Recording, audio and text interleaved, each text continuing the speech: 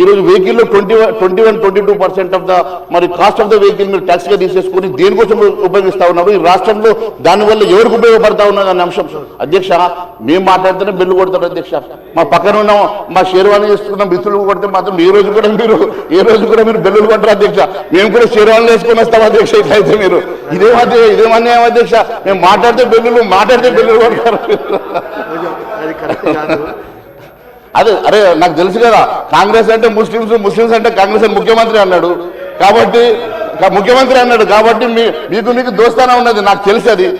అధ్యక్ష, చివరికి ఒకటి అడుగుతా ఉన్నాను అధ్యక్ష, ఈ రకంగా మీరు కేవలము ప్రజల నుంచి ట్యాక్సుల రూపంలో ఈ రకంగా మీరు వసూలు చేయడానికి బిల్లులు పెట్టేసి మీరు కేవలం ఈ అసెంబ్లీ నడపడం కూడా ఏ రకంగా మీరు ట్యాక్సులు పెంచుకోవాలన్న ఉద్దేశంతో బిల్లులు పెట్టడానికి మాత్రం అసెంబ్లీ పెట్టినట్టున్నారు, కానీ ప్రజా సమస్యల మీద చర్చించడానికి మాత్రం మీరు ఈ సభలో సమయం కేటాయిస్తారు అధ్యక్ష.